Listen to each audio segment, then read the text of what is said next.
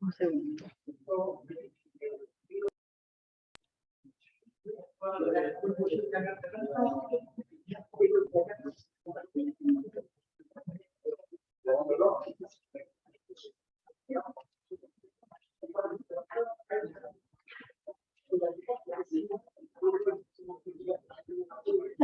No sé si ven mi presentación. Sí se ve perfecto. Sí, sí. Creo que hay que compartirla en grande. La mía está en grande, no sé si ustedes la ven en chiquitito. Está en PowerPoint.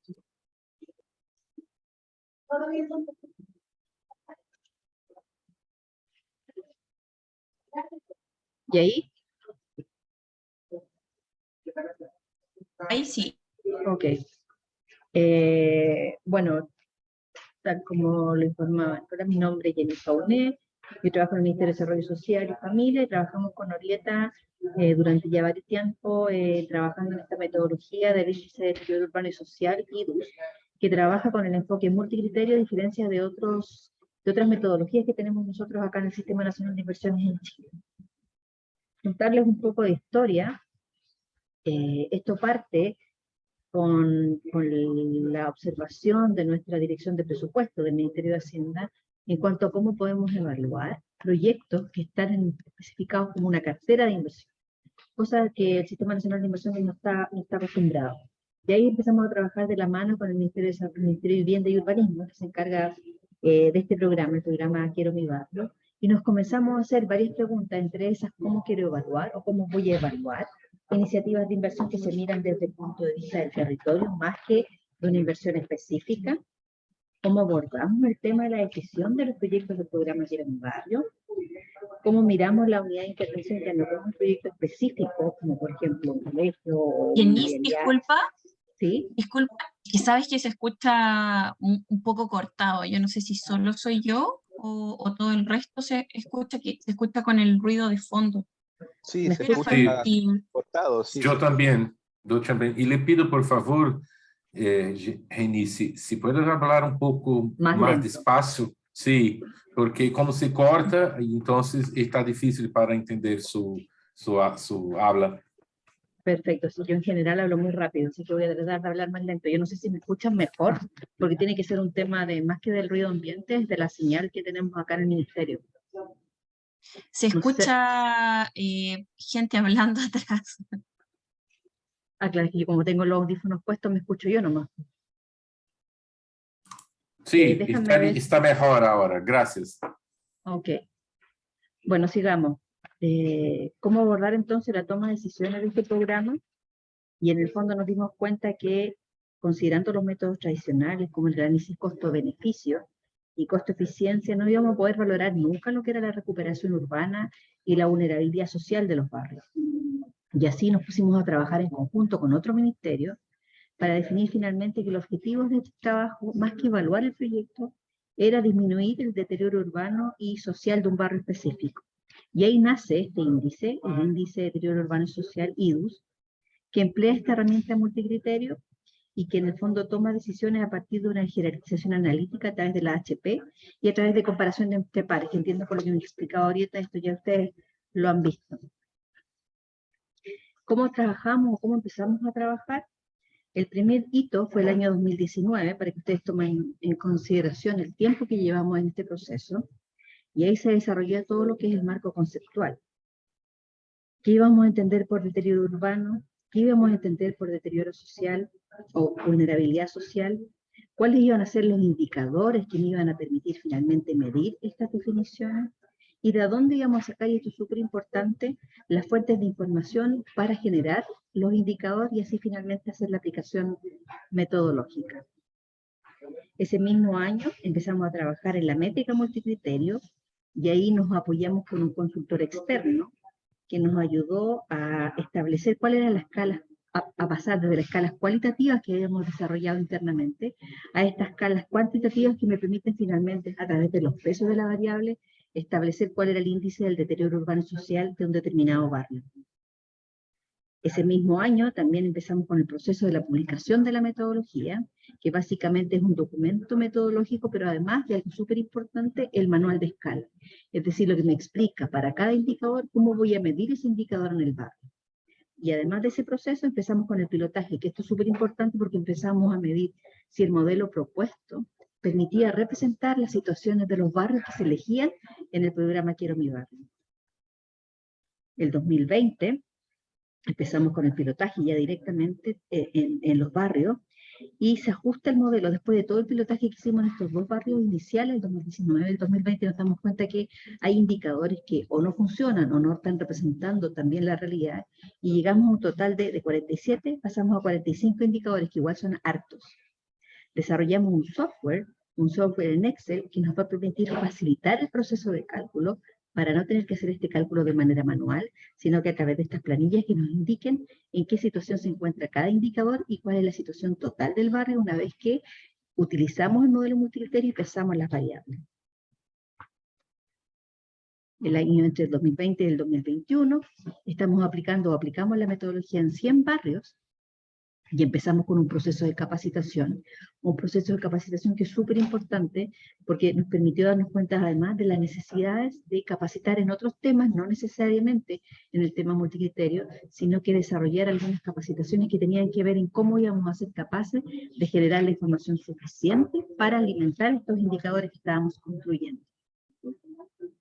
Y ahí aparecen estos famosos convenios de colaboración, que es un trabajo intersectorial e interdisciplinario que nos permite trabajar en conjunto con otros ministerios para poder elaborar finalmente el modelo y alimentar este modelo.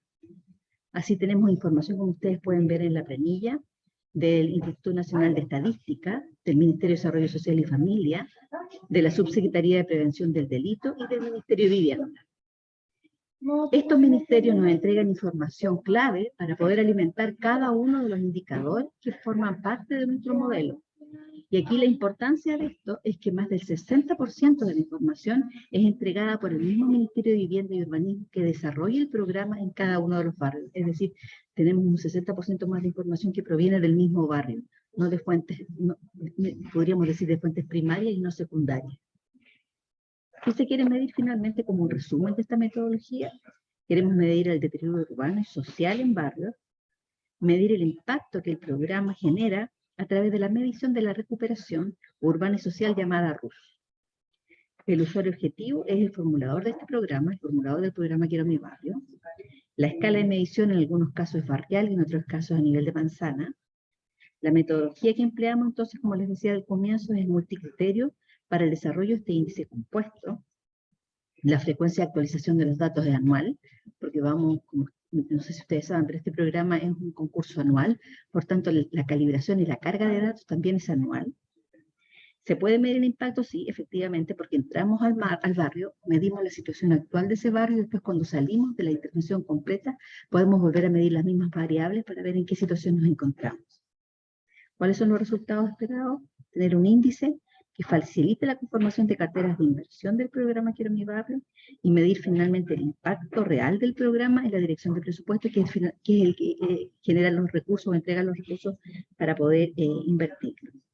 ¿Cuánto nos desarrollamos en la metodología? Yo diría que más de un año, y dice un año, pero yo creo que llevamos 3 años trabajando en esta metodología. Y la calibración piloto efectivamente fue durante un año, pero yo creo que seguimos calibrando porque seguimos modificando y mejorando este índice. Si tuviéramos que graficar de manera simple lo que queremos hacer en este modelo, el IDUS lo que permite es establecer una línea base o estado actual de los barrios y visualizar las acciones efectivas de recuperación urbana y social. Es decir, partimos de un deterioro urbano y social existente, y eso lo medimos en el estado actual de los barrios, es decir, utilizamos esta matriz y evaluamos los 45 indicadores en una situación sin inversión, y lo comparamos con un barrio al cual queremos llegar, un barrio sostenible tanto en lo urbano y social. Y aquí aparece una palabra importante que tiene que ver con los umbrales, que tiene que ver con qué barrios queremos llegar o a qué barrios queremos llegar. Y esa diferencia entre la situación en que nos encontramos ahora y a qué barrios queremos llegar es lo que se denomina brecha. Y esa brecha, que tiene que ver con la recuperación urbana y social, es la que buscamos cerrar con una serie de acciones que llevamos a cabo en el barrio para lograr esta sostenibilidad urbana y social. Si queremos ver ahora el índice como tal, como una matriz, como le han explicado anteriormente, este índice compuesto corresponde a una métrica a utilizar para calificar el deterioro urbano y vulnerabilidad social, y está constituido por 45 indicadores, y lo que hace básicamente es decirnos que el deterioro urbano y social de un barrio es explicado por el deterioro urbano y por la vulnerabilidad social, entendiendo el deterioro urbano como el proceso de desgaste ambiental, deterioro o déficit físico y funcional que amenaza el desarrollo sostenible de un barrio. Y por otra parte, la vulnerabilidad social la definimos como las características propias de la población y de la comunidad que lo hacen susceptibles a daños o pérdidas que impiden mantener o mejorar el nivel de bienestar. Si uno se queda solamente con estas dos definiciones o estos dos factores, decimos entonces que el índice de deterioro urbano y social es explicado en un 100% por estos dos factores. El trabajo que se hace después es tratar de identificar cómo vamos a medir este deterioro urbano y cómo vamos a medir esta vulnerabilidad social. Y esos factores los determina en el caso del tema urbano, el deterioro ambiental, el deterioro o déficit físico y el deterioro o déficit funcional. Entonces lo que hacen estos tres factores es explicar en un 100% el deterioro urbano. Y lo mismo nos pasa con la vulnerabilidad social. Decimos que la vulnerabilidad de la población, la vulnerabilidad de la comunidad y la vulnerabilidad habitacional me explican un 100% bajo este criterio y bajo este modelo la vulnerabilidad social. Y ese trabajo se empieza a repetir hacia abajo con el fin de llegar a aquellos indicadores que me van a permitir finalmente medir lo que yo quiero medir. Es decir, si yo me quedaba en el caso del deterioro funcional solamente con esa palabra, deterioro funcional, pero no bajaba más para poder calcular qué significaba ese deterioro funcional, el modelo no funciona. Entonces lo que hicimos fue preguntarnos nuevamente, este deterioro funcional, ¿por qué puede ser explicado? Y dijimos, bueno, este deterioro puede ser explicado por la deficiente accesibilidad a servicios urbanos, la deficiente accesibilidad a servicios del barrio, la deficiente cobertura de servicios y la inseguridad territorial. Y si ustedes se fijan y si sumamos todos los porcentajes que aparecen ahí, estos cuatro subfactores explican en un 100% el deterioro funcional, que a su vez explica en un 54% el deterioro urbano, que a su vez explica en un 50% el IDUS, que es el deterioro urbano y social. Y esa es la metodología que se sigue para ir calculando en cuanto, cuál es el efecto que tiene cada uno de estos indicadores sobre nuestro deterioro urbano y social. Y eso para cada uno de los indicadores que ustedes están observando. También en esta lámina podemos ver colores, y esos colores tienen que ver con las fuentes de información que nos entrega la información para poder calcular y estimar en qué situación nos encontramos para cada uno de estos 45 indicadores. También encontramos unos porcentajes que tienen que ver con los pesos de esa variable respecto al factor que está más arriba, que era lo que les explicaba anteriormente. Por ejemplo, si nos vamos al caso de vulnerabilidad de la población, que explica en un 42,51% la vulnerabilidad social, revisamos entonces qué nos podría explicar la vulnerabilidad de la población. Y definimos que bajo este modelo la va a explicar la susceptibilidad sociodemográfica y la susceptibilidad socioeconómica. Y ambos, si lo sumamos, ese 60% más el 40%, nos explica en un 100% la vulnerabilidad de la población. Pero todavía queda muy abstracto esa medición. Entonces volvemos a repetir este análisis y decimos, bueno, pero ¿cómo vamos a medir esa susceptibilidad sociodemográfica? Entonces la vamos a medir bajo dos indicadores que son indicadores existentes que podemos obtener información. Lo vamos a medir con el bajo nivel de educación y la vamos a medir con la población no matriculada en establecimientos educacionales. Si sumamos estos dos indicadores, nos da un 100%, es decir, estos dos indicadores bajo este modelo explican en un 100% la susceptibilidad sociodemográfica, que a su vez explica en un 60% la vulnerabilidad de la población, que a su vez explica en un 42,51% la vulnerabilidad social, la que explica a su vez en un 50% el índice de deterioro urbano y social.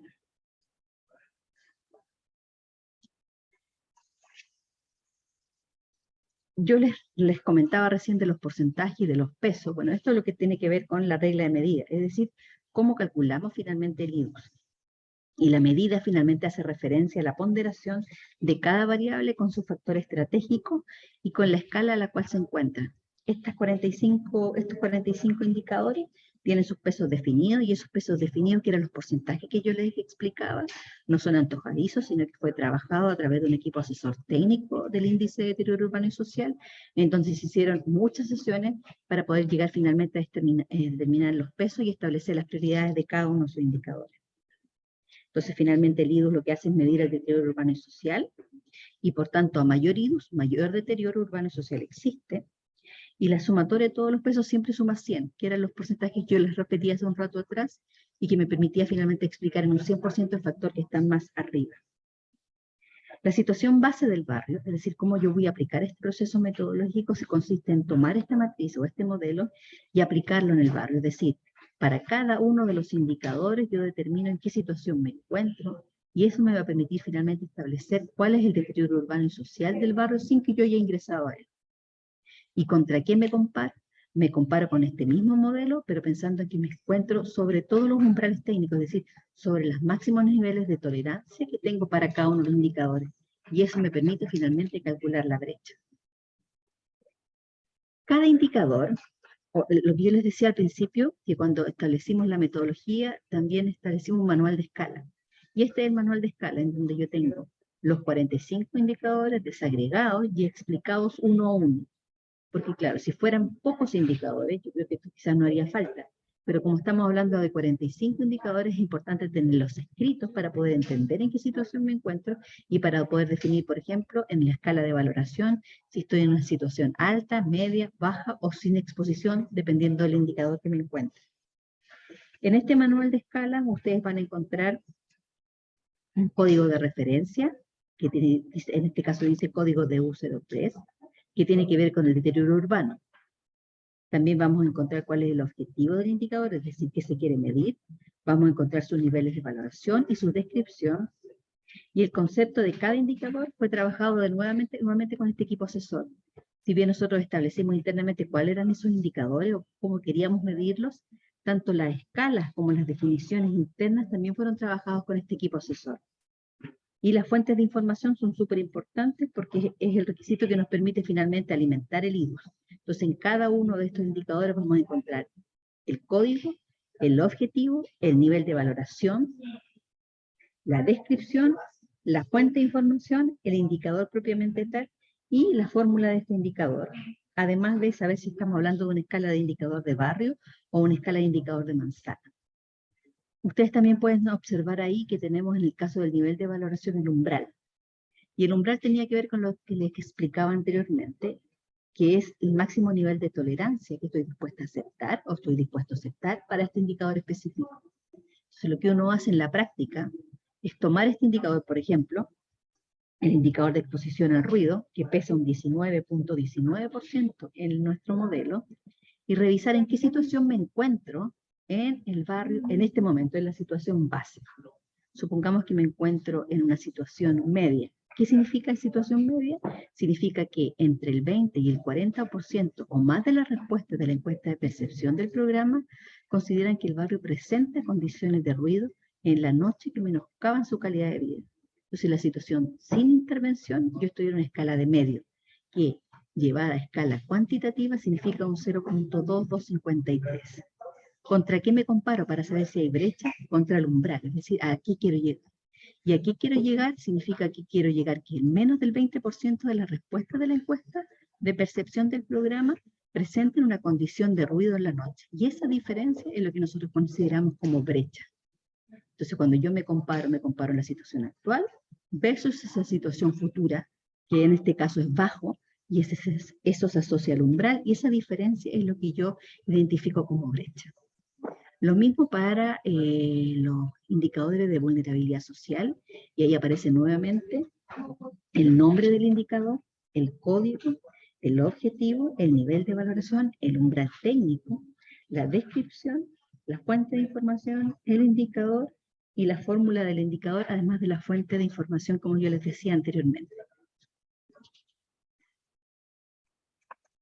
En el caso de nuestro modelo, Después que habíamos trabajado en estos 45 indicadores, nos dimos cuenta que habían 2 indicadores, uno de escasez hídrica y otro de exposición a amenazas, que independiente de lo que nosotros pudiéramos hacer como proyecto, iba a ser muy difícil modificarlo o tener algún efecto sobre estos indicadores.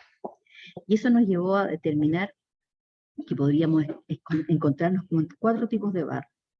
El primer barrio, en el caso que sí íbamos a tener escasez hídrica y sin amenazas, no teníamos ninguno de estos 2 barrios, no teníamos ninguno de estos 2 indicadores iluminados o prendidos. Lo que íbamos a hacer entonces era que este IDUS, o el cual queríamos apuntar, iba a ser más exigente, es decir, queríamos llegar a un IDUS, o un deterioro urbano y social, de un 8,68%. Si en una situación específica del territorio no tenemos escasez hídrica, pero sí contábamos con amenazas, este IDUS, este indicador, iba a ser un poco más laxo y íbamos a pedir que tuviera un deterioro urbano no más de un 10,97%. En el caso que sí teníamos escasez hídrica, pero no teníamos amenaza, este indicador ahora iba a subir a un 16,53%. Y en el caso que el territorio sufriera de escasez hídrica y además de amenaza, el índice de deterioro urbano y social iba a ser un 18,82%, es decir, hacia dónde debíamos apuntar. Y la diferencia de estos porcentajes tiene relación directa con el peso de cada una de estas 2 variables. Ahí tenemos claramente que la escasez hídrica tiene un peso mayor que en el caso de las amenazas. Y aquí podemos ver un ejemplo gráfico. En el fondo tenemos el indicador, tenemos el umbral técnico de un 16,53%, y eso significa, si volvemos a la diapo de atrás, el 16,53% significaba que teníamos escasez hídrica y no teníamos amenaza. Si revisamos nuevamente la diapositiva, vemos que no tenemos exposición a amenaza, porque está en blanco, pero sí tenemos escasez hídrica. Y eso nos da que el umbral técnico, es decir, hacia dónde debemos apuntar con todo el modelo, es de un 16,53%. Los colores que aparecen aquí además tienen que ver con el peso o cómo aplicamos el modelo sobre un territorio. Y ese peso sobre el territorio lo aplicamos en cada uno de los indicadores, y lo que hacemos es comparar la situación base versus lo que queremos llegar. Y ahí aparecen los colores. Cuando estamos muy lejos de la situación o del umbral técnico, hablamos de un alto rezago. Cuando estamos un poco más cerca, de un medio alto rezago, y así hacia abajo, un rezago moderado, pero cuando ya estamos cerca o estamos sobre el umbral técnico, hablamos de un bajo rezago o sin rezago. ¿Qué debiera hacer uno con este modelo? Poder identificar los indicadores en rojo y establecer un plan maestro o un plan de intervención asociado primeramente a estos indicadores. Por ejemplo, al deterioro o déficit físico de equipamiento, deterioro de equipamiento comunitario y social, déficit de cobertura de servicios comunitarios, establecer intervenciones para zonas seguras, y luego ir bajando hacia los que están en distintos colores, al café o al amarillo, dependiendo obviamente de la cantidad de recursos que dispongamos. Y ahí vuelven a aparecer los porcentajes que les decía yo, porque esos porcentajes son cómo medimos finalmente, cómo vamos a lograr finalmente medir el deterioro urbano y vulnerabilidad social de un barrio. Y aquí un poco más explicado lo que tenía que ver con los umbrales técnicos. En el fondo, además del umbral técnico, ya calculábamos las brechas. ¿Se acuerdan que el umbral técnico era el máximo nivel de tolerancia? Bueno, lo que hacemos es medir la situación del barrio, comparar con el umbral técnico en cada una de estas 45 variables y establecer la brecha que debemos cerrar con nuestras iniciativas de inversión. En este caso, el 45,09 significa que la situación del barrio tiene seguidos. Aquí queremos llegar a un 18,7. Es decir, todo nuestro plan de trabajo tiene que apuntar a cerrar en un 26,39% del deterioro urbano y social. Y aquí lo tenemos gráficamente, que esto es a partir de las salidas de Excel que estamos trabajando, en donde el nivel de rezago, es decir, la situación en que nos encontramos ahora es de un 45,09, y hacia dónde queremos apuntar, hacia un 18,7%. Nuevamente tenemos el umbral técnico, el nivel de valoración, la escala cualitativa y la escala cuantitativa. Y obviamente la explicación de qué significa cada una de esas escalas. Y esto para cada uno de los 45 indicadores. ¿Cómo se mide entonces gráficamente? Lo que hacemos es medir la situación base, en este caso el indicador de U13, que es el déficit de pavimento. Lo comparamos con la situación esperada, y esa situación esperada nos dice cuál es el déficit. Esa situación esperada también tiene una explicación, que tiene esa explicación en la escala de valoración, y decimos que tenemos que llegar al que el 100% de las circulaciones pavimentadas presenten un buen estado de conservación. Así ya tenemos que apuntar con nuestro plan de inversión. También tenemos en la práctica un visualizador que nos permite, además de identificar cuáles son las situaciones de cada uno de los indicadores, nos permite identificar las manzanas en las cuales ese indicador se encuentra en rojo o existe una mayor brecha. Y eso nos permite además facilitar lo que es la focalización de las inversiones, es decir, por qué manzana debiéramos partir en un indicador específico. Ahora, la gracia del programa Quiero Mi Barrio, acá en Chile, es que no solamente nos preocupamos de la inversión, sino que sabemos que en la medida que hagamos inversión acompañada de trabajo social o trabajo con las personas que viven en esa población, el beneficio es aún mayor. Por tanto, también tenemos indicadores de vulnerabilidad social, que era lo que yo les contaba. Y aquí también medimos la situación base y también medimos un umbral técnico. Un ejemplo es el indicador BS01, que tiene que ver con el nivel de enseñanza media que tienen las personas que viven en ese barrio, que tiene que ver con el nivel educacional, es decir, si terminaron su educación completa. Y la situación base del indicador versus la situación esperada del indicador vuelve a calcular la brecha, y lo que queremos es que menos del 5% de la población entre 18 y 29 años no cuente con educación media completa, es decir, con al menos un cuarto medio cursado, que es el máximo nivel de educación que tenemos acá en Chile como educación escolar, para después pasar a la universitaria. Entonces, tenemos indicadores de infraestructura, que cerramos a partir de infraestructura, pero también tenemos indicadores sociales que cerramos a través de acciones sociales, como por ejemplo programas de capacitación. Y todo esto es capaz de medirlo el IDUS cuando lo incorporamos a la evaluación. Tenemos un modelo, un software a partir de Excel, y lo estamos mejorando para que sea más intuitivo, en donde nos permite identificar primero la IDUS sin proyecto, es decir, la situación del barrio sin intervención, aquí en este caso un 54.14%, el con proyecto aquí un 8.55%, y si nos acordamos de la tipología de barrio, estaríamos hablando de un barrio que no tiene ni amenazas ni escasez hídrica, y lo que queremos hacer es una diferencia entre el 54.14 y el 8.55, sin proyecto versus con proyecto.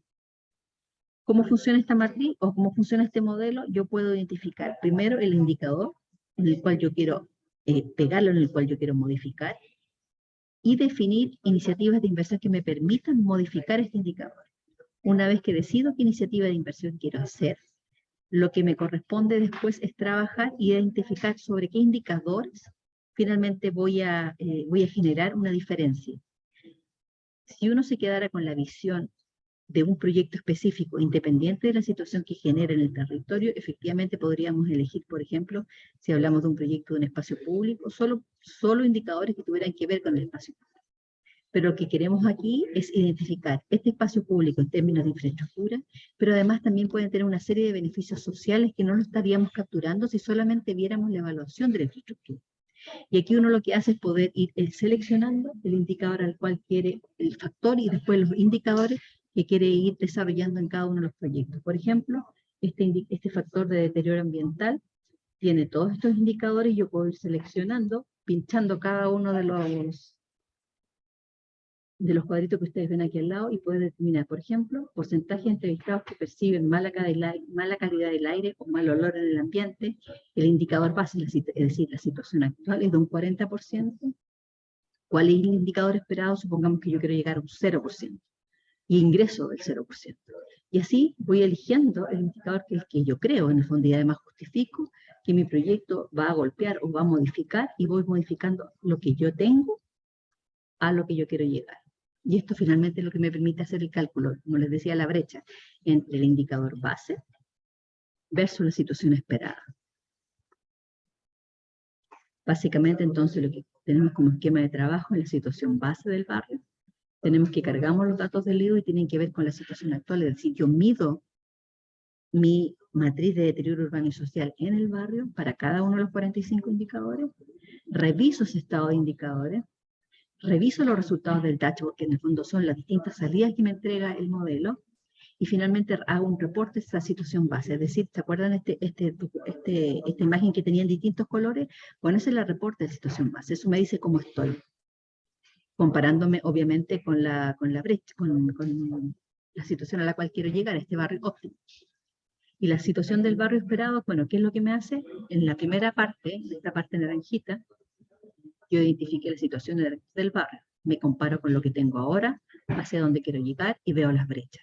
Y lo que hago después, entonces, generar un pool de iniciativas de inversión, asociar estos 45 indicadores y analizar la cartera para de qué forma me acerco con esta situación esperada del barrio a mi reporte de situación base, o sea, cómo cierro la brecha finalmente.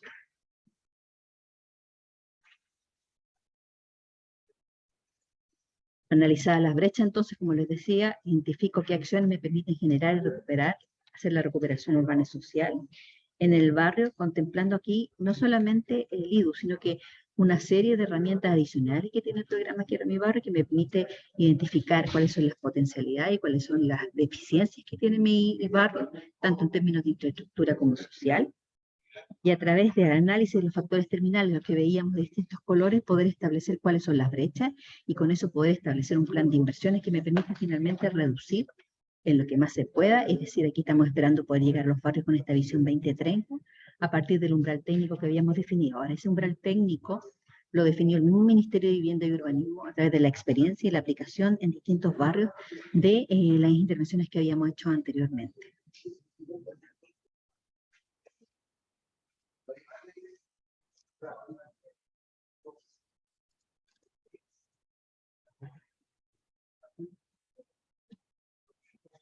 Bueno, esa es la experiencia que nosotros hemos tenido con el programa.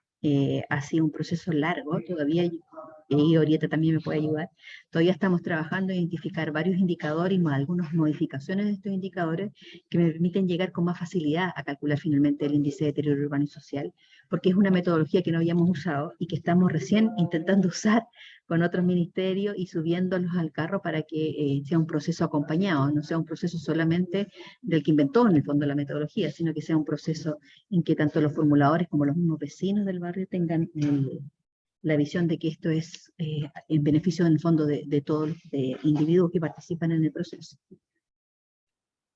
No sé si Ori quieres agregar algo, o si alguien más, o si alguien tiene alguna duda. Muchas gracias, Jenis. Sí, más que todo, mostrarles que, bueno, en las clases anteriores ustedes ya han visto la clase del lunes que tuvieron con Eduardo, fue la introducción al enfoque multicriterio. Luego, si pudieron revisar ya en el sitio web del curso, una clase ya más bien práctica de cómo hacer las comparaciones de pares. Y acá con el ejercicio que Jenis nos ha presentado, está con relación a cómo se puede emplear también el método multicriterio en distintos tipos de metodologías de inversión pública.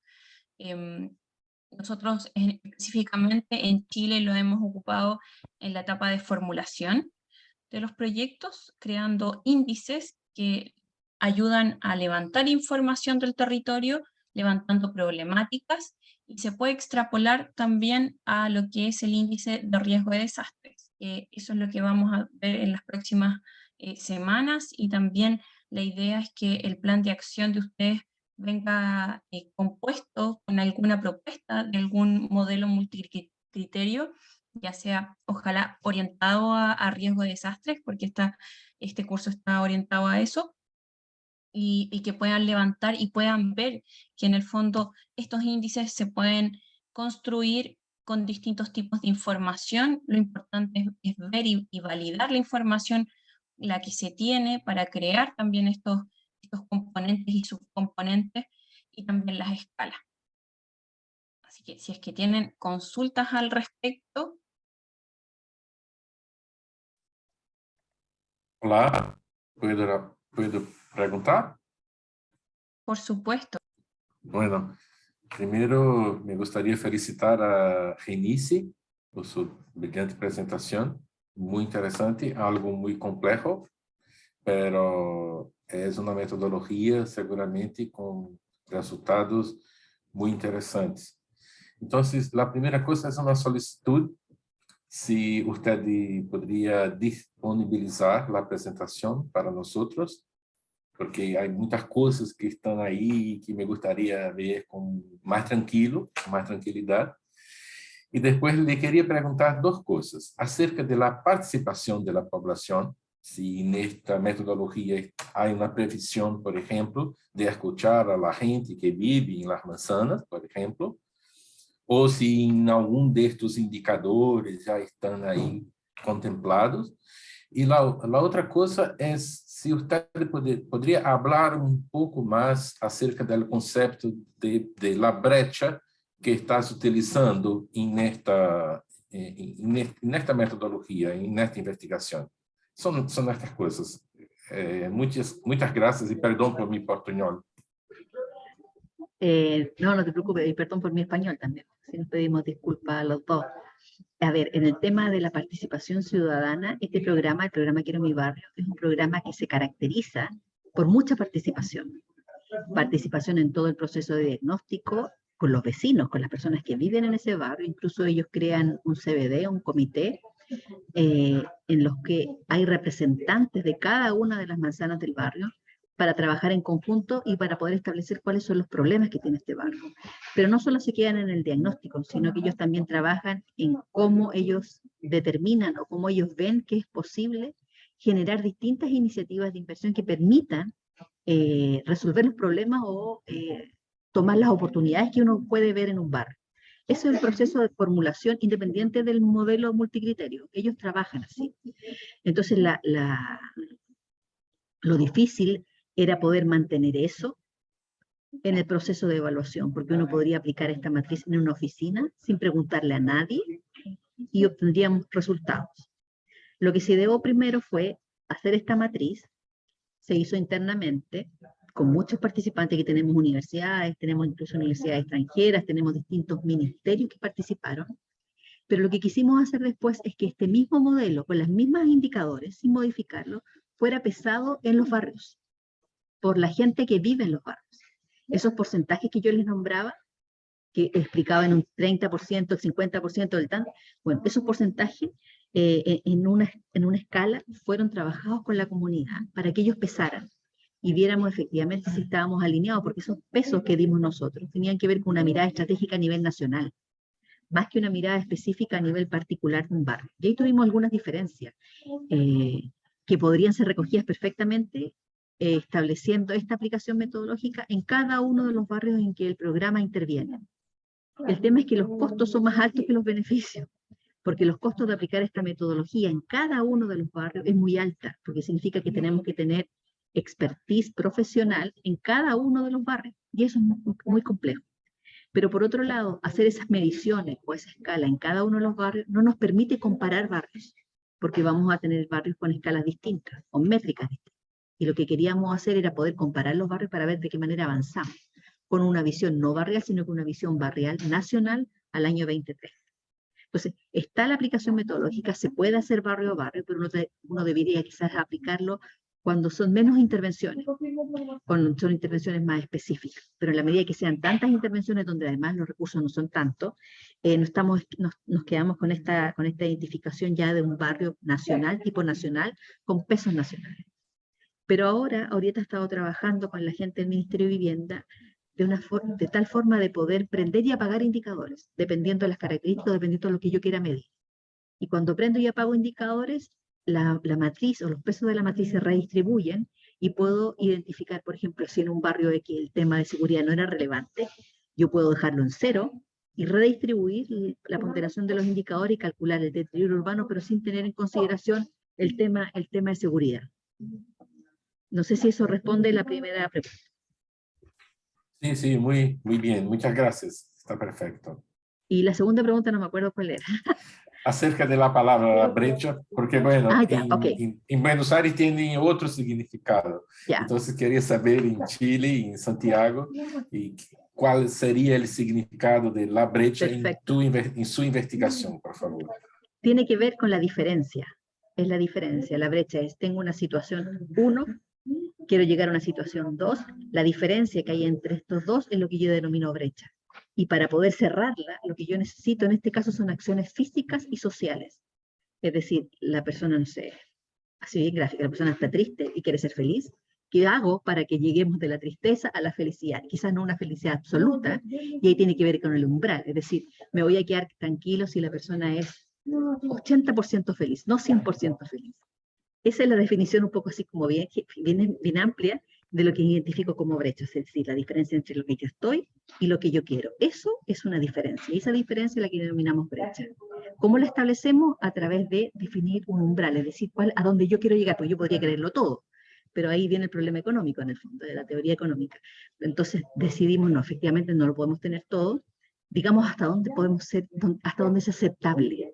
Y es aceptable con la diferencia de la situación actual, es lo que nosotros denominamos brecha.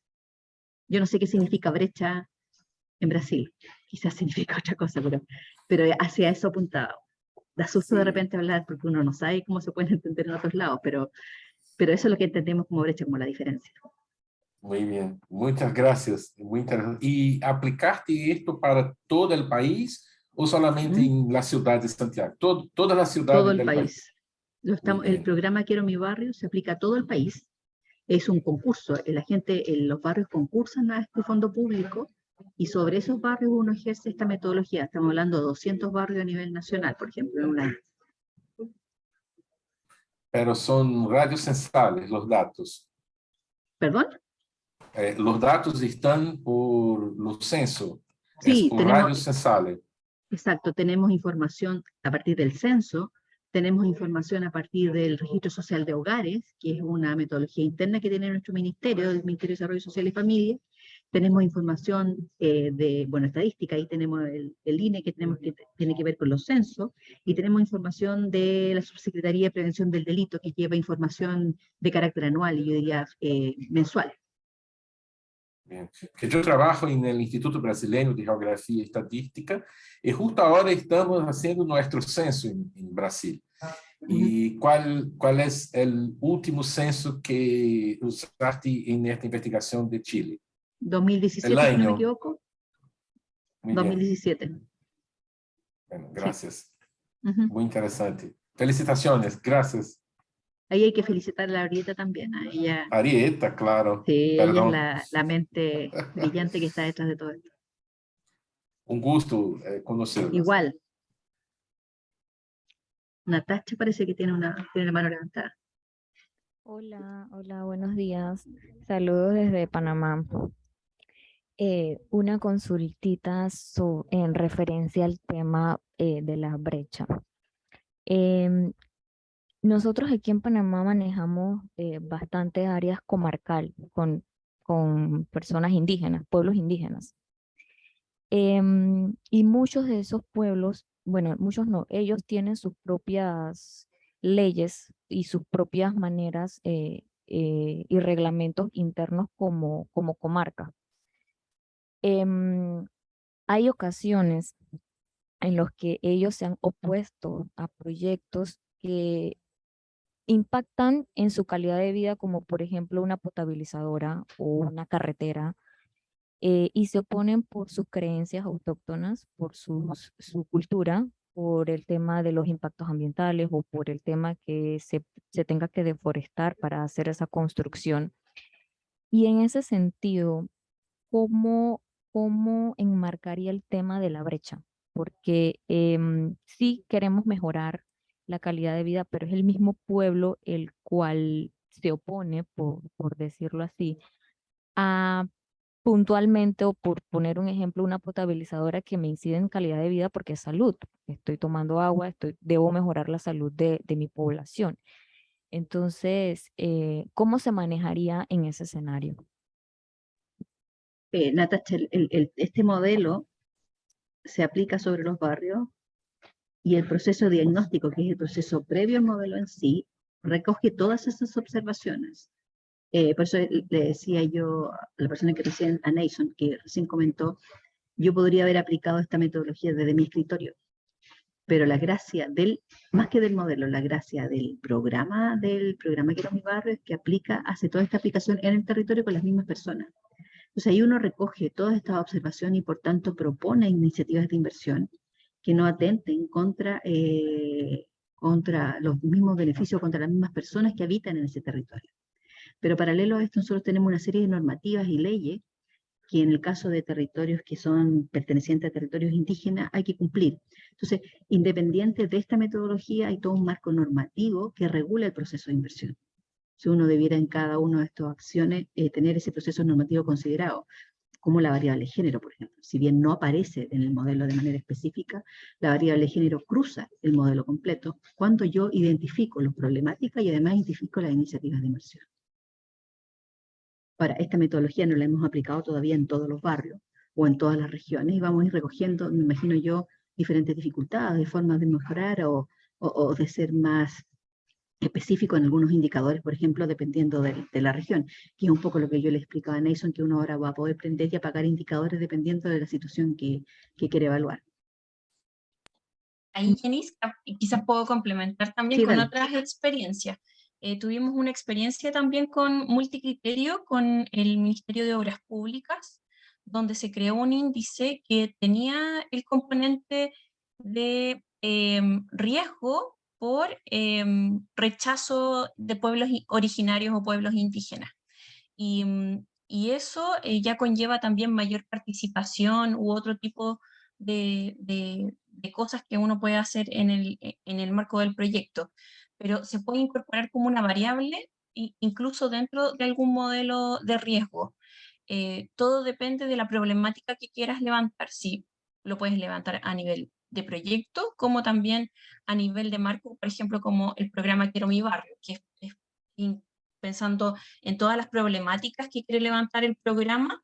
Incluso se podría haber incorporado, si hubiésemos visualizado alguna problemática que hubiese estado vinculada con pueblos originarios, lo hubiésemos incorporado sin duda. Pero en este caso no era un problema, porque hay mucha participación por parte de los vecinos y ellos mismos son quienes empujan las iniciativas. Entonces, por ese lado, era difícil que tuviésemos problemas en el marco de pueblos originarios o pueblos indígenas. Y bueno, Natacha, gracias por la consulta. Igual vamos a tener que considerar en cuenta, porque cuando nos toque ir a trabajar, por ejemplo, a la región de la Araucanía, uno podría pensar que esta variable va a ser más relevante que en otras partes. Muchas gracias.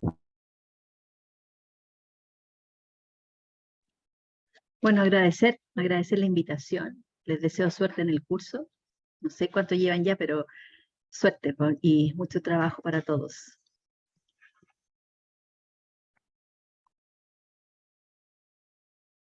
Muchas gracias, Genis, por tu completa exposición sobre el enfoque multicriterio. Se abordó una serie de enfoques y la verdad es que también es muy relevante ver cómo se pueden ir implementando estos proyectos de recuperación urbana y social. Y el uso de métricas también para calificar el deterioro urbano y la vulnerabilidad social. Esto también yo que pienso que permite al Estado y al sector público hacer intervenciones más efectivas. También gracias, Bonita, por tu aporte respecto a los avances del curso y la relación entre los enfoques avanzados hasta el momento y también los desafíos que tiene el curso respecto al desarrollo de los enfoques metodológicos propios. Si les parece bien, continuamos con la segunda parte de este curso online. Genis, si quieres te puedes quedar o continuar con tus labores profesionales. De todas formas, te agradecemos tu exposición. No, muchas gracias. Yo tengo otra exposición ahora a las 2, así que me voy a retirar, pero les agradezco a todos la invitación, que les vaya súper bien. Muchas gracias, que te vaya muy bien en toda tu exposición. Hasta luego. Gracias. Bueno, como les comentaba, continuamos con la segunda parte de esta clase online. Nos corresponde la exposición sobre el intercambio internacional, sobre buenas prácticas en sustentabilidad y Sistema Nacional de Inversiones. Nos acompañarán en esta ocasión Walter Saavedra de Perú y luego Glenn Holguín representando a la República Dominicana. Walter, si todo está bien y te parece bien, podemos comenzar con tu exposición. Recordamos que esta debe durar máximo 15 minutos. Sí, bueno, voy a compartir mi pantalla. Por favor.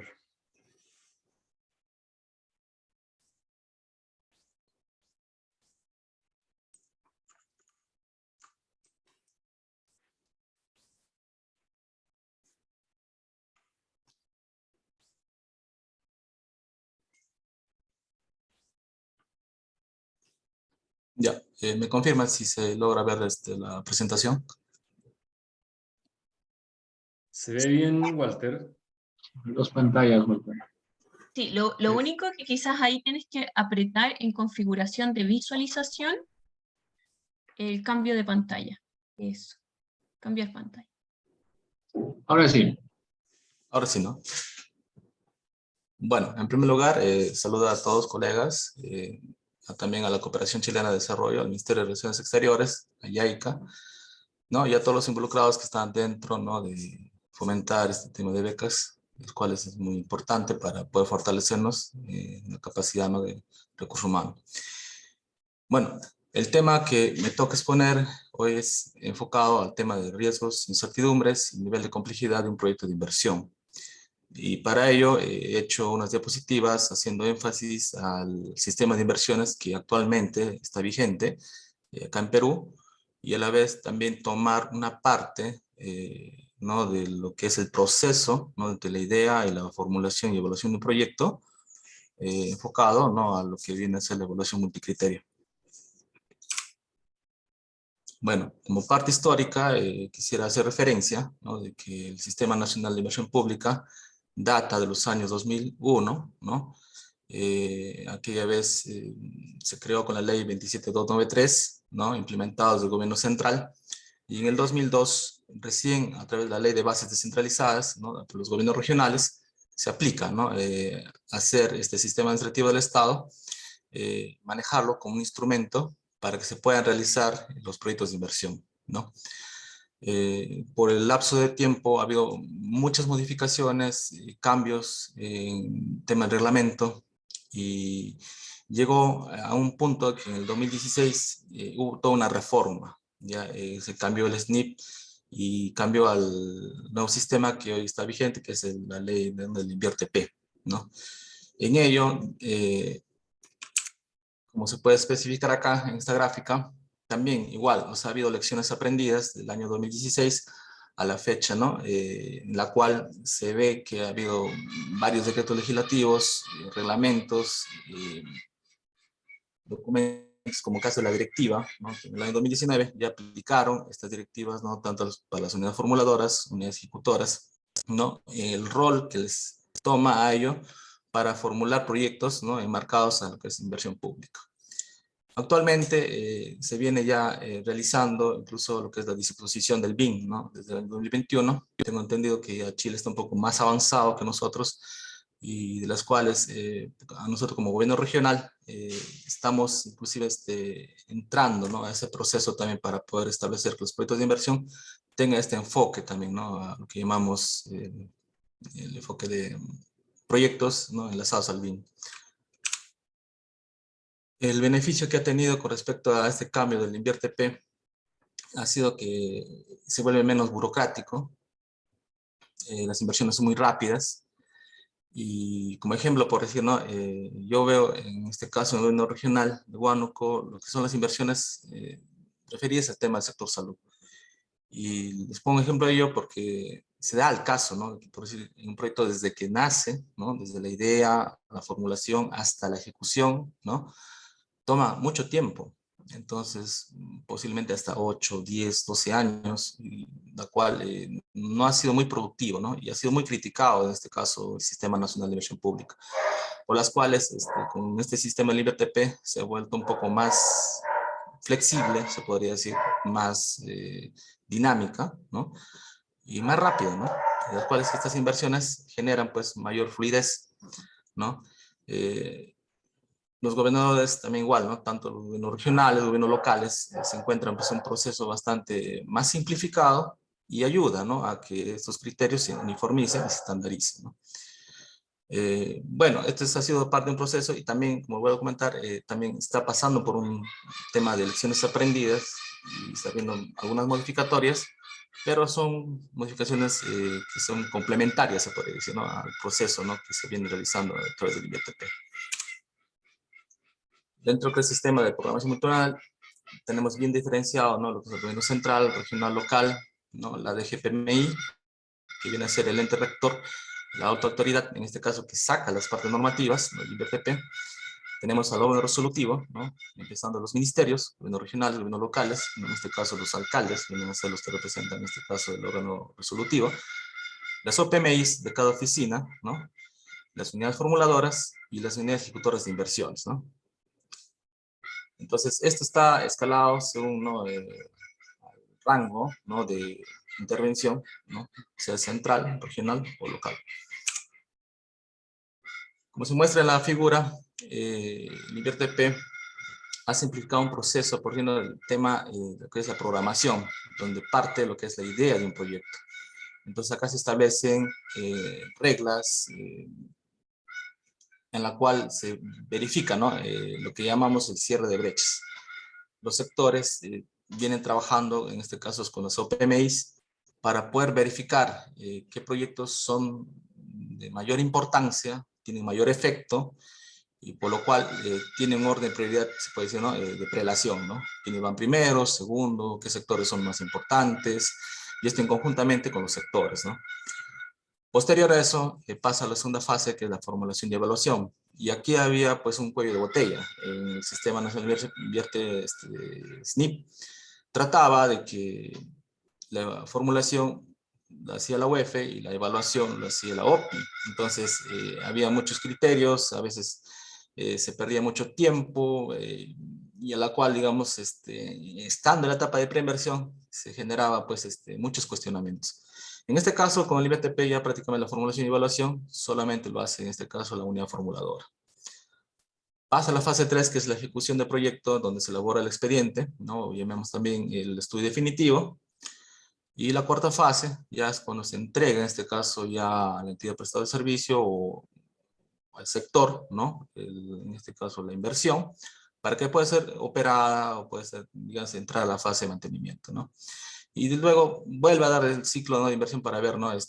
Cómo está yendo el proyecto, ¿no? Dentro de su horizonte de evaluación. Si en caso, pues, en producto de 2 o 3 años necesita alguna intervención. También el InvierTP ha aplicado, digamos, otra forma de intervención de inversiones, que es a través de las IORs, que son intervenciones específicas que ayudan, ¿no? Mucho a las unidades productoras. Dentro de la fase, como comentaba, la idea, hacían un diagnóstico de brechas y implementaban el programa o implementan el programa multinacional de inversiones. Pasa a la segunda fase, donde encontramos los proyectos y lo que mencionaba, ¿no? Las intervenciones de optimización, ampliación, rehabilitación y reposición, que llamamos IOR acá en Perú. Estos estudios culminan en un tema de viabilidad o aprobación en caso de ser una IOR y pasan a la fase de ejecución, ¿no? La fase expediente, la ejecución y su respectiva liquidación y cierre.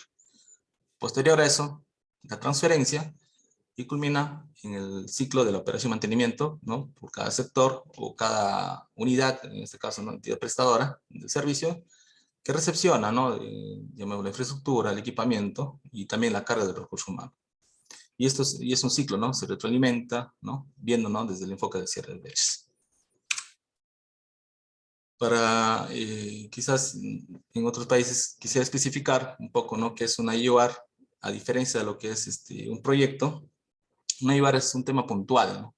Se podría decir que normalmente con el sistema anterior, si yo quería hacer una intervención pequeña, tendría que hacer un perfil, ¿no? En ese momento, ¿no?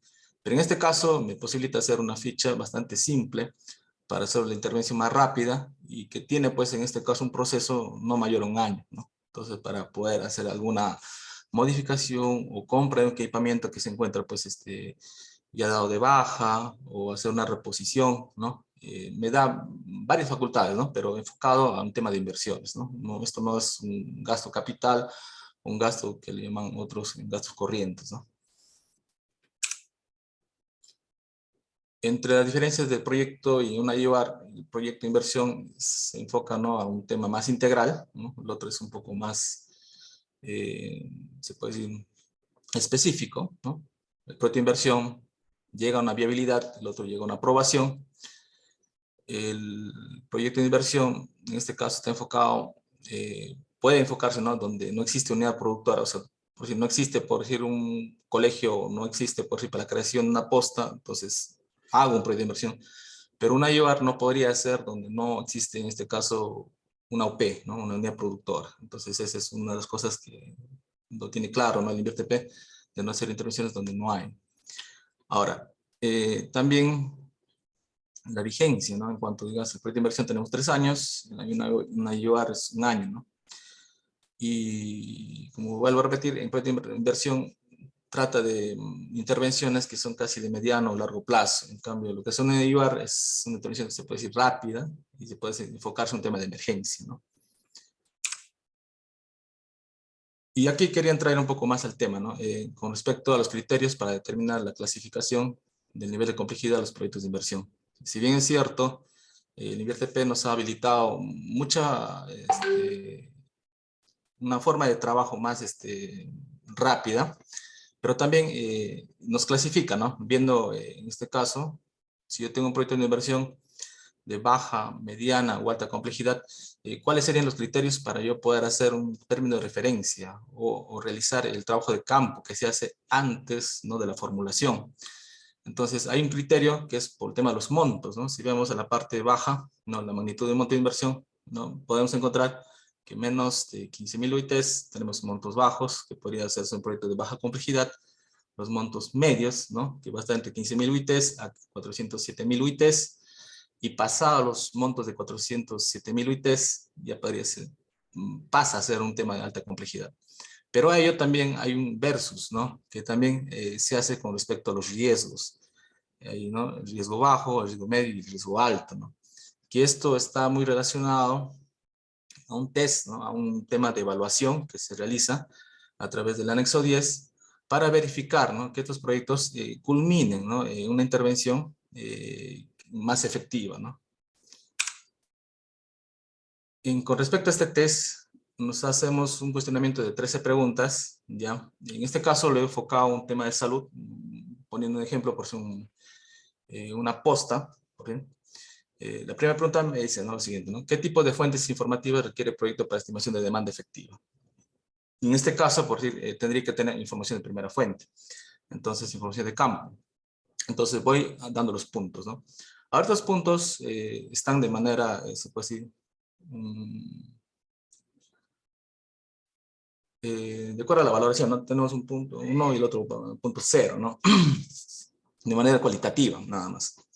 ¿Ya? En el punto 2, por si en la segunda pregunta tenemos, ¿no? Se dispone de normas técnicas para el diseño técnico del proyecto. En este caso, salud sí tenemos. Tenemos la norma técnica 113, la 110, que especifica, ¿no? Para tanto establecimiento de salud de primer nivel y de segundo nivel. Ya, en este caso, si tengo las normas, entonces no me genera ningún riesgo, entonces lo pongo en la valoración 0.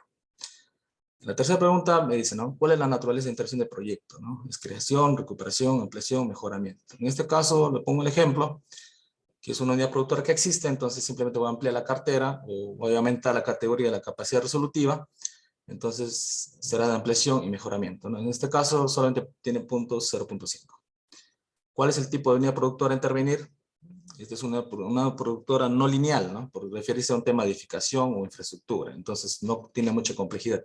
En cambio, los proyectos que son de tipo como carreteras, canales de irrigación, caminos, entonces sí, ¿no? O sea, dentro del tramo, ¿no? El trayecto, siempre va a haber riesgos, ¿no? Que se podrían identificar, ¿no? Que se puede hacer más complejo. A diferencia que es una intervención puntual, ¿no? En este caso, ¿no? Si es una posta, mucho más, ¿no? Entonces no hay una complejidad. La pregunta 5 me dice lo siguiente. ¿Cuál es el número de estudios técnicos preliminares para hacer, ¿no? Este tipo de intervenciones? En caso de salud, sí requerimos bastante información básica. En este caso, la unidad de fórmula donde vengo trabajando, pedimos siempre, ¿no? Estudios de suelos, estudios topográficos, hacer estudios georreferenciados. A veces hacemos también trabajos de dron. Referimos a un análisis, ¿no? De ITSE, informe técnico de seguridad de edificaciones, cómo se encuentra el estado actual, ¿no? De acuerdo a las especialidades. Entonces, insumos que nos va a ayudar bastante a identificar, ¿no? En ese proceso de la formulación. Entonces, ahí le hemos puntuado por 1. En la sexta pregunta menciona lo siguiente, ¿no? El proyecto será afectado por intervenciones, procesión y paso de servidumbres. Lo que tanto el sector como también como unidad formuladora, lo que siempre verificamos es que los terrenos estén inscritos, estén saneados, para evitar quizás algún problema o conflicto que se podría generar dentro de la etapa de ejecución, ¿no? En este caso, hay un filtro, una base, ¿no? Que sí se hace, ¿no? Una verificación de estos datos. Entonces, en este caso no le hemos puesto pues, un punto 0.5 porque o sea, hay un comité que realiza este tipo de verificación. En el punto 7, el proyecto se localiza dentro de las zonas protegidas de amortización de exposición ambiental, la parte arqueológica. En la etapa formulación, recién todavía podemos ver, ¿no? Si realmente pues, hay restos arqueológicos o estamos cercanos a un ambiente donde no, digamos, se tendría que hacer la intervención. Dentro de lo que se puede decir en la parte normativa, nos pide, ¿no? Que todavía esté en la parte de formulación con código de idea para solicitar, en este caso, a la Dirección Desconcentrada de Cultura. Y antes no se podría hacer la verificación, ¿no? Quizás esto es un tema que se viene pues, cuestionando, porque se ha dado caso, ¿no? Que cuando ya se está avanzando en la etapa de formulación o en la ejecución, más que todo, los proyectos a veces se paralizan por este tema, ¿no? Que a veces no se ha hecho una previa verificación. Y la verificación en la etapa de formulación conlleva también a un tema del cierre, ¿no? Del proyecto. Pero sería genial, ¿no? Que desde la etapa antes de la formulación se haga este tipo de análisis, ¿no? Para que no haya problemas también de gastos que se hagan en la etapa ¿no? de hacer estudio de preinversión. Similar, en este caso, le puse de rojo, es el proyecto cuando está expuesto a un grado de vulnerabilidad frente a peligros naturales y socionaturales o antrópicos, ¿no? Generados por el hombre. He tenido casos donde había terrenos donde no cumplían, ¿no? Bajo el enfoque normativo y estaban pues en zonas, se puede decir, de peligros muy altos, ¿no? Y terrenos que no cumplían las condiciones. Pero ya estaban inscritos o saneados, ¿no? Ante registros públicos. Esto hacía de que prácticamente que en la formulación se hacía un gasto, pero ya cuando hacían el estudio, llamemos así, de riesgos, verificaba, ¿no? Que estos proyectos iban a ser inviables. Y por ende, pues prácticamente no se continuaba la inversión. Entonces, justo esto es el tema de lo que yo vengo realizando dentro del plan, ¿no? de acción, es que el sector, en este caso, ¿no? Sería DIRESA, la Geresa, el MINSA, hagan, ¿no? Todo un trabajo, ¿no? de mapeo para verificar, ¿no? Que los terrenos donde van a sanear o inscribir sean terrenos que cuenten las condiciones básicas, que estén de acuerdo a la parte normativa y que esto no deleguen directamente a los gobiernos locales. Los gobiernos locales, justamente por el tema técnico, es lo que a veces inscriben o sanean terrenos que no deberían tener, ¿no? Digamos, a nombre, ¿no? del área de salud. Y a veces eso es lo que trae pues, los problemas en la etapa de formulación y más que todo en la ejecución, ¿no? Porque ya con el gasto fuerte que es ya para la elaboración, ¿no? de la ejecución del proyecto, es donde retrasa y a veces lo paraliza la obra y genera pues gastos indebidos. Entonces acá es donde es lo que se quiere pues fomentar, ¿no? El ordenamiento para que no haya este tipo de problemas. En el punto 9 me pregunta también, ¿no? ¿El proyecto presenta una significativa proporción de TICs? Bueno, en este caso, pues, por la complejidad del establecimiento de salud, sí, ¿no? Entonces tenemos un puntaje. ¿Se dispone un modelo de gestión de servicios asociados al proyecto? En este caso, no, porque el modelo sí, ¿no? O sea, ahí está implementado. El proyecto necesita insumos con costos muy variables o pocos conocidos, requiere estudio de mercado. Por el tema de la parte de equipamiento, sí, entonces ahí se está puntuando uno. En el punto 12, ¿el proyecto requiere de la validación y aceptación por parte de los usuarios beneficiarios? Sí. Y esto también se ha visto, ¿no? Que muchos proyectos por conflicto social o porque a veces no se ha hecho un taller, en este caso, ¿no? El taller de involucrados, que genere, ¿no? Que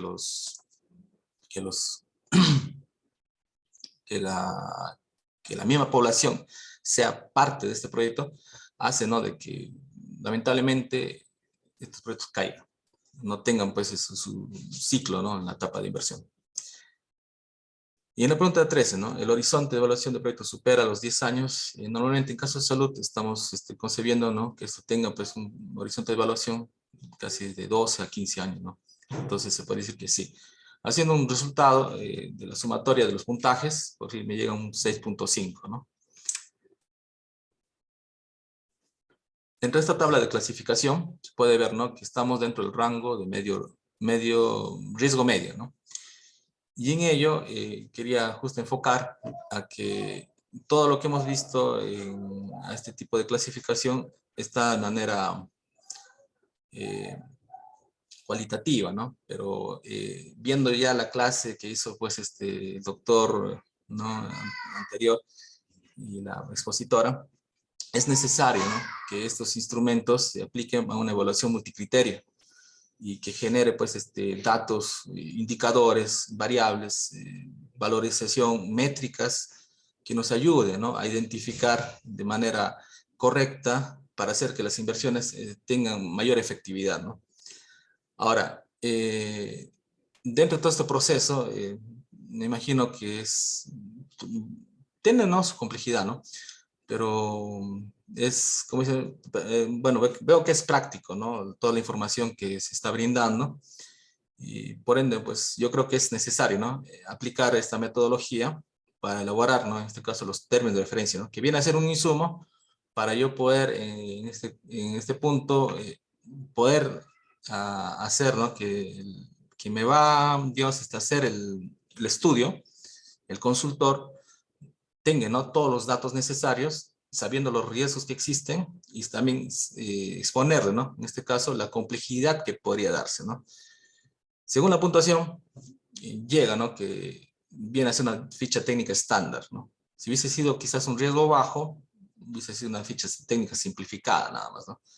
Y ahora, en caso si es un alto riesgo, se da el tenor que se tendría que hacer un perfil, ¿no? El perfil ya vendría a ser lo más complejo que nosotros podemos hacer acá en Perú, ¿no? Pero en este caso, solamente estamos en la ficha técnica estándar, ¿no?, que si bien cierto, el sector ya lo tiene pues bien establecido, tiene las pautas metodológicas, tiene también los formatos que tienen que hacer el rellenado, ¿no?, para hacer este tipo de intervenciones. Y en lo que respecta al tema de riesgo, también la sugerencia es que ya en esta etapa de formulación se haga el estudio a nivel cuantitativo, ¿no?, con datos y valores que dentro, ¿no?, del CENEPRED ya se ha establecido, ¿no?, dentro de las guías y los manuales de acuerdo a la escala de SAFI. Ello, digamos, es pertinente, ¿no?, pedir a esta etapa, ¿no?, para que, digamos, los proyectos puedan encaminarse y ver, ¿no?, qué medidas estructurales se puedan recomendar, ¿no?, dentro de la inversión, ya sea en obras complementarias o dentro del proyecto integrado, ¿no?, que se podría realizar.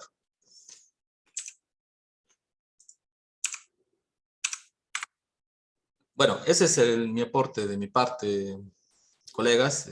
Más bien agradecerles a cada uno de ustedes por la prestación que me han brindado hoy día. Muchas gracias.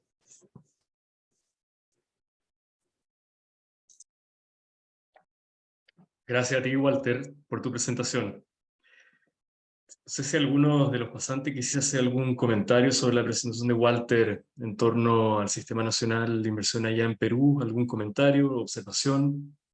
Bien acotado tendría que ser, eso sí, porque estamos un poquito justos con los tiempos.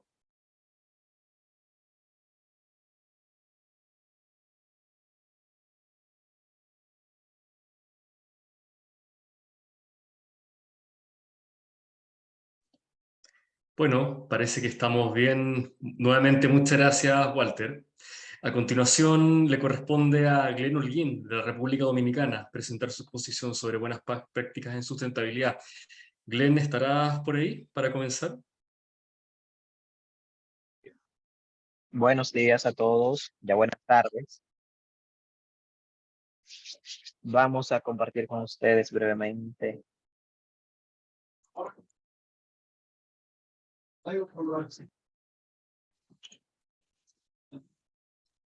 les comparto pantalla.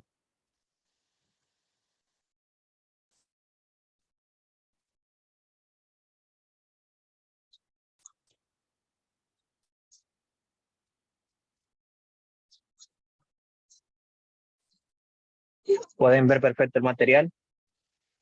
¿Me confirma?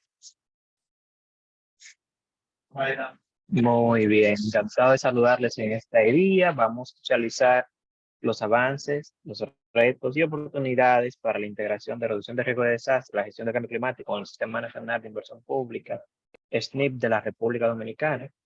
Su servidor, Belén Holguín, soy el analista de proyectos de inversión pública, específicamente en la función agricultura, caza y pesca. Si escuchan mucho ruido de fondo, igual me lo pueden notificar. También está bien posible. Hay mucho movimiento realmente. Vi que no nos hace algo. Iniciaremos con un perfil general de los antecedentes nacionales. En nuestra ubicación geográfica, estamos en el Caribe, específicamente acá. Compartimos la isla con la República de Haití, en dirección este de Puerto Rico, en dirección oeste también tenemos a Cuba. Nuestro PBI per cápita es de $7.268 en el año 2020, el índice de pobreza para el 2021 de un 23.9, el cual incrementó 2.7 puntos. Esto a raíz del impacto de la pandemia por el COVID-19 desde el año 2020. La población se estimó para el año 2020 en unos 10.85 millones y el salario mínimo actual para microempresas está en $221.34. Y un dato importante es que en República Dominicana el salario mínimo está sectorizado dependiendo del tipo de actividades o empresa en que se esté desarrollando una actividad laboral. Este salario mínimo corresponde a microempresas. Si evaluamos algunos sectores, como el sector azucarero, ahí tenemos una jornada laboral que empieza a partir de $42, la jornada del día completo. La República Dominicana, como observamos en el mapa de la izquierda, está compuesta a nivel político-administrativo por unas 31 provincias, que son todas las coloradas, y este pequeño punto acá es el Distrito Nacional. Se buscaba hablar de la sustentabilidad en inversión pública, pero es un tema que engloba muchos factores y consideramos que algunos factores clave serían el gasto eficiente, los criterios de priorización de la inversión pública, la supervisión del gasto de esa inversión pública, la integración de la reducción de riesgo de desastre, la integración de la evaluación del impacto ambiental. Por consiguiente, vamos a ver su sustentabilidad en inversión pública en la República Dominicana, abordando desde estas aristas. ¿Qué hemos hecho? ¿Qué se ha hecho en los últimos años? ¿Cuáles son los avances que vamos logrando en esta temática? Con la ley, en este documento llamado Sistema Nacional de Planificación, vamos a encontrar un compendio de leyes, que son las que vemos en pantalla. La ley 496, que crea la Secretaría de Estado de Economía, Planificación y Desarrollo, actualmente pasa a ser Secretaría a Ministerio. Tenemos el decreto 23107, que establece el reglamento orgánico funcional de esta Secretaría en su momento. Tenemos la ley 49806, que crea el Sistema Nacional de Inversión Pública, y el decreto 49307, que aprueba el reglamento para la aplicación número 1 de la ley 498-06 de planificación de inversión pública. De manera específica, a los fines de garantizar la sustentabilidad de la inversión pública, en la ley 49606, en su párrafo 1 del artículo 62 indica que la MEPI, o sea, Ministerio de Economía y Planificación y Desarrollo, como el órgano rector de la planificación del sistema de inversión pública y que va a tener su responsabilidad en el año 2000, como se emite en el año 2006, esta ley tiene como responsabilidad antes de marzo de 2008 elaborar las normas técnicas, los instructivos, los procedimientos del SNIP que deberán seguir las instituciones formuladoras al momento de presentar sus proyectos, cualquiera que sea su tipología, y asimismo tiene la responsabilidad de actualizarlas periódicamente. En consecuencia, también se crea recientemente el esquema de oficinas regionales de planificación, según vemos en el mapa, como parte de esa estructura de soporte descentralizado que debe tener el Ministerio en este Sistema Nacional de Inversión Pública. el mapa podemos observar en la región este, en la provincia del Seibo, en la región nordeste, en San Francisco de Macorís, en Santiago para la región noroeste, en San Cristóbal para sur central y tenemos Barahona para la región suroeste. Entonces, partiendo del Sistema Nacional de Inversión Pública, se creó una primera versión en el año 2008, la cual se publica y se actualiza. Se crea el Sistema Nacional, se crean las normativas técnicas del Sistema Nacional de Inversión Pública, que es el tercer archivo. Se crea la metodología general de formulación de proyectos de inversión pública. Y posteriormente también se estuvo creando la Estrategia Nacional de Desarrollo. Estos archivos, para quienes deseen consultarlos, están disponibles escaneando el QR que aparece en la parte inferior. También están las plantillas de estructura documental que solemos utilizar para la formulación de proyectos de inversión pública según esas metodologías. Y pueden descargarlas. Adicionalmente, también tenemos una integración de lo que es la cooperación con respecto a la Estrategia Nacional de Desarrollo y la vinculación de los proyectos. En este gráfico vemos el total de 416 iniciativas para el año 2016, las cuales estaban distribuidas en los ejes estratégicos 1, 2, 3 y 4, que posee la Estrategia Nacional de Desarrollo. Y en el eje 4 podemos observar la participación de fondos internacionales, cooperación multilateral, bilateral, las cuales las iniciativas correspondían, 25 iniciativas a medio ambiente y unas 3 iniciativas a gestión de riesgo, las cuales veremos más adelante de forma un poco más detallada. Igualmente tenemos la integración de sectores en el sector salud. De hecho, salud y educación es donde mayor inversión pública se realiza cada año, tanto desde la cooperación multilateral como desde la parte de inversión pública.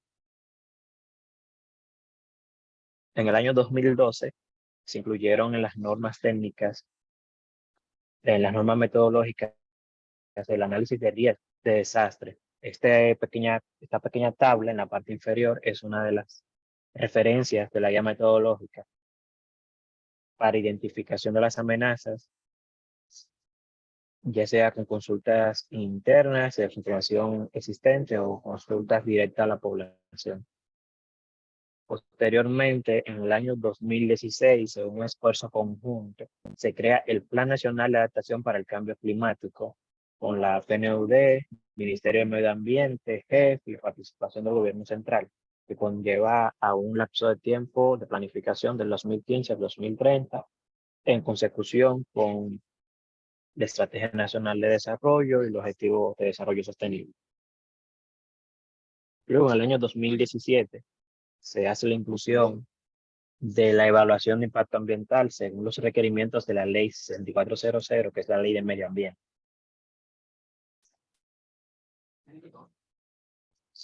Como el Sistema Nacional de Inversión Pública en la Dirección General de Inversión Pública está certificado bajo el ISO 9001 del año 2015, hemos estado trabajando bajo el criterio de evaluación de mejora continua, en el cual se plantea que el análisis de riesgo para el proyecto no puede ser restringido, sino debe ser multifactorial.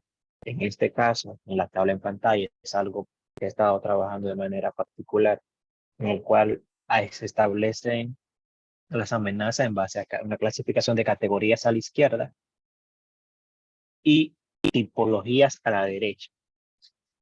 Esto para garantizar que la valoración para la adecuada ejecución o alcance de un proyecto no sea superflua, sino que considere factores claves que pueden ser tanto intrínsecos del proyecto como externos no controlables. Evaluando criterios como podemos observar, los fenómenos naturales, de tecnología, de la dirección del proyecto, al nivel de capacitación, entre otros. Y ya de forma integrada podamos generar un indicador general para el grado de amenaza. La calificación, el grado de amenaza compuesta es basado en un análisis multicriterio. También tenemos ciertas acciones interinstitucionales, como es la promovida recientemente por el Consejo Nacional para el Cambio Climático, el cual una consultoría para la creación y diseño de la guía metodológica para la formulación de proyectos en el marco de la contribución nacionalmente determinada.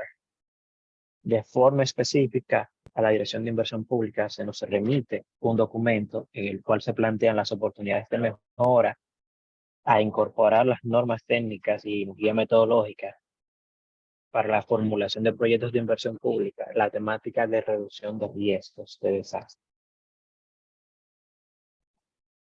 También hay acciones interinstitucionales e internacionales como ROAVIS, que es la Red de Observancia y Aplicación de la Normativa de Vida Silvestre de Centroamérica y República Dominicana, en la cual participa el Ministerio de Medio Ambiente, que establece con el CONIA, que es el Consejo Nacional de Investigaciones Agropecuarias y Forestales, y vía el Fondo Marena, que es el Fondo Especial del Ministerio de Medio Ambiente, para trabajar de manera conjunta y apoyar la investigación y la transferencia de tecnologías de manera que repercutan en la gestión más efectiva y eficiente del medio ambiente y los recursos naturales. En consecuencia, también tenemos que se ha establecido ya una ley de alianzas público-privadas. Específicamente tenemos la convergencia al sector público, sector privado, la sociedad civil, las universidades y la cooperación internacional para el desarrollo. En estas iniciativas se une la Unión Europea, PNUD, USAID, JICA, COICA, GIS, Cooperación Española, AECI, y todos apoyan una serie de iniciativas que buscan fortalecer la ejecución de las alianzas público-privadas para el desarrollo sostenible. Esto genera algunos proyectos que impactan positivamente, como ciudades sostenibles, un proyecto Ciudad Juan Bosch, iniciativas de género, de mejora de la educación a nivel de educación, exploración, incremento de facilitadores y el fomento de las exportaciones por diversos programas de financiamiento y microfinanciamiento. También República Dominicana, entre sus alianzas internacionales, el Ministerio de Economía pertenece a la red SNIC, que integra a los países descritos en el gráfico de la derecha, como Argentina, Bolivia, Brasil, Chile, Colombia, Costa Rica, Ecuador, El Salvador, Guatemala, Haití, Honduras, Jamaica, México, Nicaragua, Panamá, Paraguay, Perú e Uruguay. Específicamente, en la reunión virtual de la red de SNIC correspondiente al 23 de septiembre, se estuvo trabajando la inversión para el desarrollo en condiciones de pandemia y riesgo, haciendo unas reflexiones sobre el cambio transcurrido en la red de SNIC para la gestión de riesgos desde el año 2018 hasta el año 2020, organizada por la Iniciativa Global de Gestión de Riesgo de Desastre. Este tema fue muy puntual porque abarcaba la transformación sobre la percepción del riesgo con la entrada de la pandemia en el año 2020. De aquí se deriva el proyecto Fortalecimiento de Capacidades en el diseño de proyectos de inversión pública y la formulación de instrumentos fiscales verdes para responder al cambio climático y contribuir a los ODS de Centroamérica y la República Dominicana.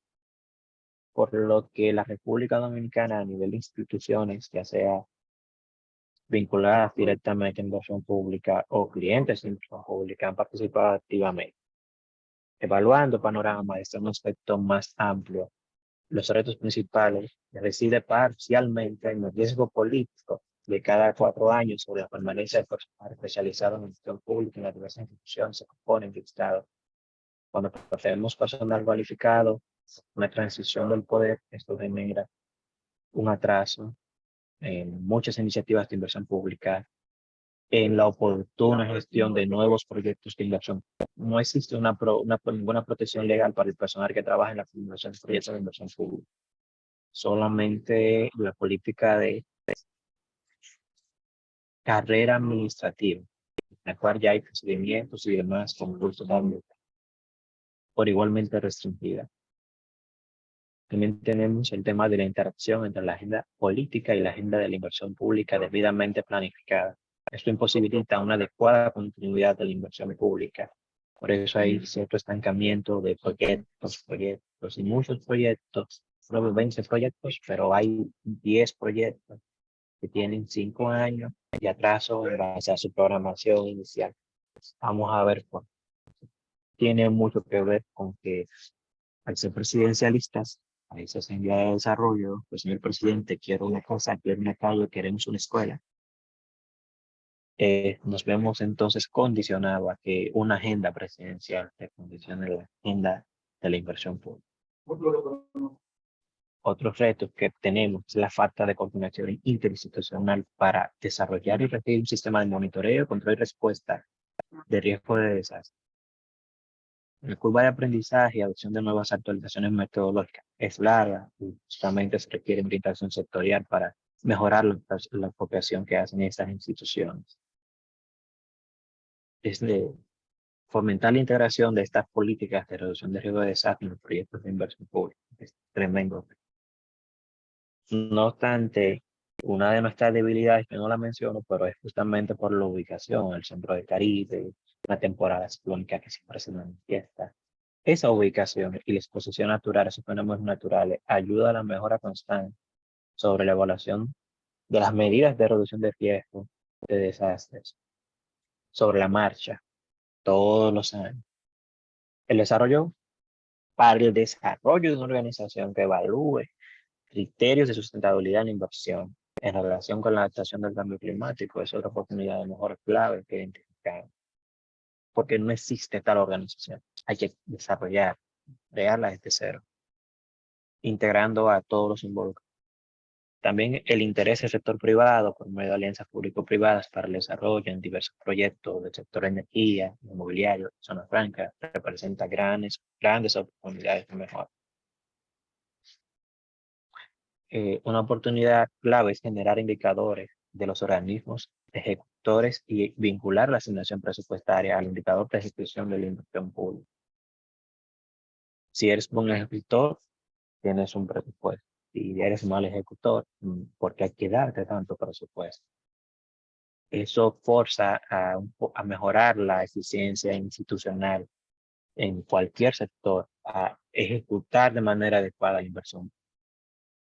También actualización normativa y metodológica según los nuevos marcos internacionales de referencia, como puede ser DAI y otras políticas regionales que se van desarrollando basadas en las realidades sectoriales o geográficas que presentan países similares. Se puede facilitar la consolidación de las alianzas público-privadas para fortalecer algunos sectores vulnerables y la integración de nuevas tecnologías y sistemas de información para la evaluación de riesgo basado en multicriterios. Mi conclusión de esta parte es que podemos mejorar. Hay mucha oportunidad.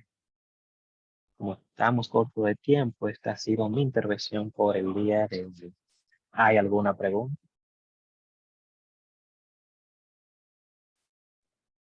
Muchas gracias, Glenn. Ahí quizás puedo dar un comentario de ambas presentaciones, ambas han sido muy interesantes y bueno, somos colegas de distintos países. Es interesante ver cómo funcionan los sistemas nacionales de inversiones en sus países. Conozco un poco lo que venía haciendo Perú desde un inicio y el cómo también el cambio de administraciones también tuvo ciertos cambios en el sistema y también en Dominicana. Entonces, es bueno también el cómo van incorporando y me ha parecido súper relevante el cómo han ido incorporando el multicriterio en las distintas herramientas metodológicas y bueno, y esperamos que también este curso nos ayude a poder precisar todo lo que ustedes tienen quizás dudas o también mejorar algunos puntos de esos avances metodológicos que sin duda no son fáciles.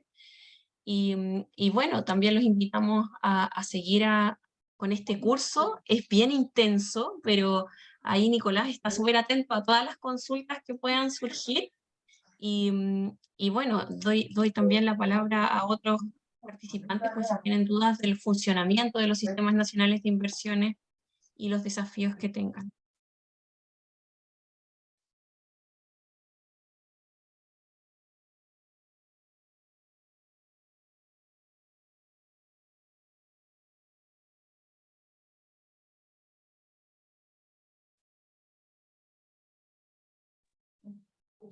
Hoy parece que han quedado todos muy complacidos. Eso es importante. La apreciación ha sido válida.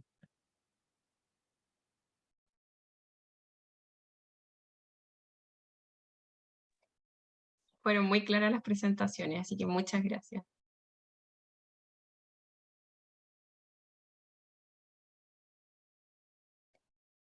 ¿Nico? Nico se quedó. Parece que Nicolás tiene problemas con la conexión, según veo, la cámara está incluso frisada. Está. Muchas gracias a ambos y a todos los pasantes del curso. Sí, damos por cerrado.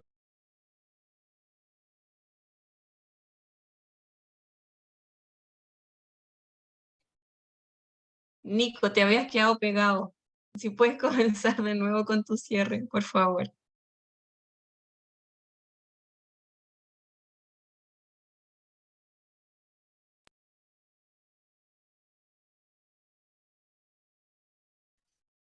Sí, sí, les pido disculpas, estaba cogiendo sus sistemas nacional de inversiones propios en sus países.